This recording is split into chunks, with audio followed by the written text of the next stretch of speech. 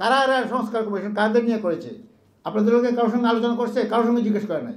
আমি বলি যে এই যে নারী সংস্কার কমিশনটা করেছে, তারা নারীদের প্রতিনিধিত্ব করে না। তারা কিছু এনজিও কর্মকর্তা, আমি আপনাকে একটু পরিচিত হই কারা এরা। এই যে শিরিন পারভিন হক, উনি হলো কি নারী পক্ষের একজন কর্মকর্তা। মাহিন সুলতানা, উনিও একজন ব্রাকের কর্মকর্তা। তারপর কামরুন নাহার, নারী পক্ষ। ফৌজিয়া করিম, উনি একজন আইনজীবী, তাও উনি একটা এটা আছে, একটা ফাউন্ডেশন আছে। তারপরে কে হালিমা আক্তার বানু, উনিও নারী এবং জনস্বাস্থ্য বিষয়ে। তারপরে একজন ফৌজিয়া সুলতানা, উনিও জেন্ডার সাময়িক, এটা সব এনজিও। তো এই যে বেশিরভাগ এনজিও, একজন আছে কল্পনা আক্তার, উনি শ্রমিক প্রতিনিধি, বেশিরভাগ এনজিও।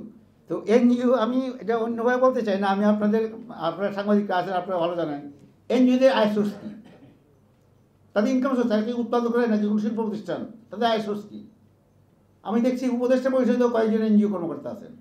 যাই হোক, আমি কমিশনের এই নারী, আমি মনে করি যে যারা নারী কমিশন গঠন করেছে তাদেরকে নিয়ে, তারা আমাদের গ্রহণযোগ্য নয় এবং তারা নারী সমাজের প্রতিনিধিত্ব করতে পারে না।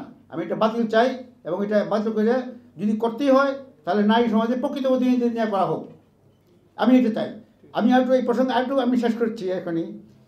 দেখুন, আপনারা বৈষম্য বিরোধী সরকার গঠন করেছেন, প্রথম দিন থেকে তো বৈষম্য করা যাচ্ছে। উপদেষ্টা শপথ নেওয়ার সময় হিন্দুদের গীতা পাঠ করা হয়নি কেন? এই দেশে 3 কোটি মাইনরিটি বসবাস করে, তাদের কোনো ধর্মের মর্যাদা দেওয়া হয় না। 6টা না 7টা সংস্কার কমিশন করছে, একটা মাইনরিটি প্রতিনিধি নাই কেন? তো প্রথম দিন বৈষম্য শুরু হয়েছে। এ নিয়ে আমি এটা প্রসঙ্গক্রমে বললাম। তো সর্বশেষ আমি এই কমিশনই বাদতে চাচ্ছি। এরা আমাদের প্রতিনিধি নয়, এরা এনজিও করে, এরা নিজেদের স্বার্থ গুছিয়ে নেয়, এরা পাবলিক প্লেসে টিভি শো করে, নিজেদেরকে শো করে, এগুলি করে।